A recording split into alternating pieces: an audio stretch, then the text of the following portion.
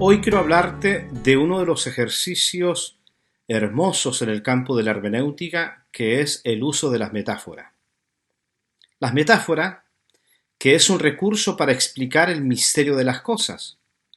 Cuando una reflexión, un pensamiento, una figura o una fenomenología se hace incomprensible y casi inaccesible, uno entonces usa la metáfora para acercar ese misterio a la comprensión, a la razonabilidad y hacerlo más comprensible, más viable su comprensión, su análisis.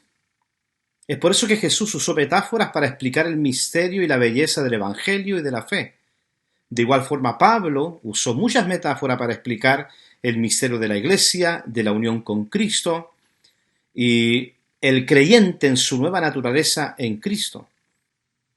Siempre se pensó que la metáfora era mayormente un ejercicio del campo de la filosofía, porque la hallaban en ese campo mucho más reflexiva y de un contenido mucho más amplio. Y se decía de que la metáfora en el campo de la teología era solamente un estilo descriptivo, una especie de ícono estético, pero que no conllevaba una profundidad filosófica o una reflexión mucho más amplia. Sin embargo, hemos entendido por el ejercicio intelectual de los padres de la Iglesia en los primeros 7 siglos, que llamamos la patrística, que la metáfora se transformó en un recurso intelectual y no un mero ícono estético, sino un recurso donde se reflexionaba el misterio de las cosas a través de las metáforas. Las metáforas eran un recurso para explicar aquello que es casi inaccesible. Se usa la metáfora como un recurso para enriquecerlo y hacerlo más reflexivo y más comprensible. La metáfora no busca reducir el misterio, sino enriquecerlo y ampliarlo para que el intérprete pueda encontrar a través de la metáfora matices y así acercarse a una comprensión mucho más objetiva en cuanto al misterio que desea dialogar y desea conocer. Las metáforas en el campo de la hermenéutica ofrece 3 grandes aportes, que prácticamente son las características más sobresalientes de la metáfora al servicio de la interpretación. La primera característica o aporte es el valor de su resignificancia. La metáfora hace que el misterio de las cosas que se desea entender y acceder, hace que ese misterio pueda de alguna manera verse interpretada en un ícono, en una figura más circunstancial, más cotidiana, y de esa manera mostrarse más accesible para el intérprete. Es como que si el misterio se encerrara en una metáfora para que a través de ella poderse irradiar de manera mucho más clara, mucho más comprensible, mucho más amplia.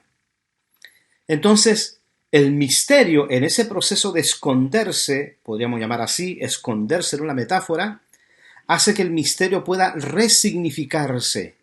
Esto no significa de que la metáfora va a reducir el misterio, sino al contrario, lo va a hacer más enriquecido y más amplio para que el intérprete tenga herramientas mucho más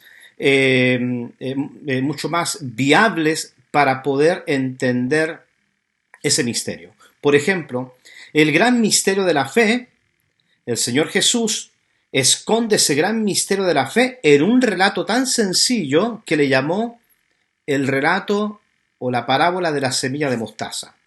La semilla de mostaza, que es una realidad muy conocida, muy habitual, muy familiar para el pueblo de Israel, y en ese relato tan sencillo esconde el gran misterio de la fe para explicar el matiz o los matices de la fe y de la manera mucho más pedagógica y mucho más comprensible. Ahí explica que la fe es poderosa, que la fe casi no tiene límites. Entonces compara la fuerza de una pequeña semilla de mostaza que busca germinar a pesar de los obstáculos que pueda tener en el camino, lucha para germinar. Y así es la fe, que es una realidad poderosa y que busca, a pesar de los obstáculos, germinar y dar a luz lo que puede dar a luz. Entonces, la metáfora hace que se resignifique un misterio,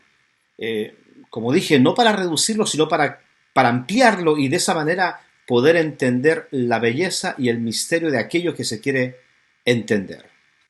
La segunda característica de la metáfora es que hace que las cosas que pertenecen al relato metafísico puedan trasladarse a un relato más coloquial, más nuestro, más circunstancial. Todo lo que es un suprarrelato, todo lo que pertenece a la espiritualidad, a la incomprensibilidad del mundo sobrenatural, la metáfora hace que ese relato metafísico se haga un relato mucho más comprensible, mucho más cotidiano, un relato mucho más coloquial. Es como el gran relato del Evangelio. Cuando Jesús habla del Evangelio como un misterio que viene, y ese misterio debe nacer en los corazones de las personas, entonces Jesús saca ese misterio como un relato sobrenatural y lo traslada a un relato coloquial. Y ahí nace lo que es la parábola, por ejemplo, del sembrador. Sin duda que la parábola del sembrador es una de las grandes parábolas que están llenas de figuras metafóricas.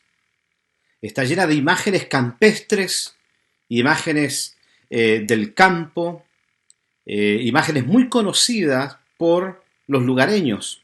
Ahí se habla de la semilla que cae en la tierra dura, llena de piedras, o que cae en el camino, o que cae en la buena tierra. Entonces es un gran relato donde se habla del misterio del Evangelio en forma de semilla y se construye justamente un escenario campestre para que las personas puedan entender ese gran misterio de la forma más conocida y más familiar.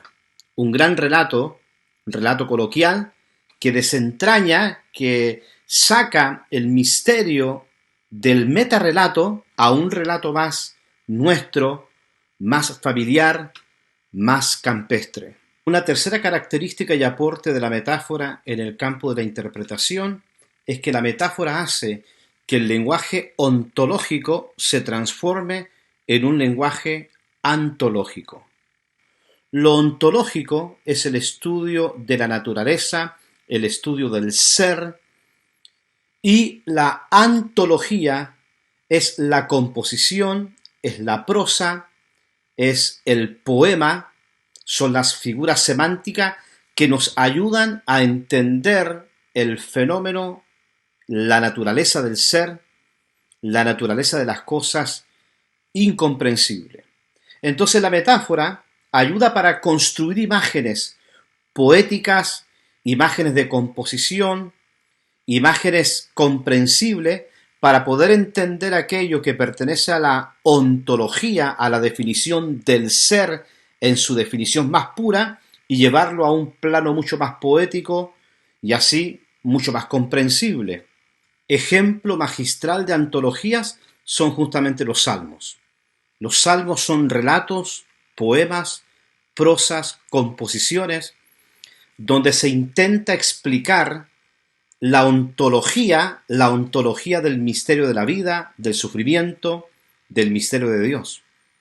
Son composiciones donde se usa una serie de metáforas para poder explicar todo lo que pertenece al mundo espiritual, al mundo de Dios. Antologías de primer nivel.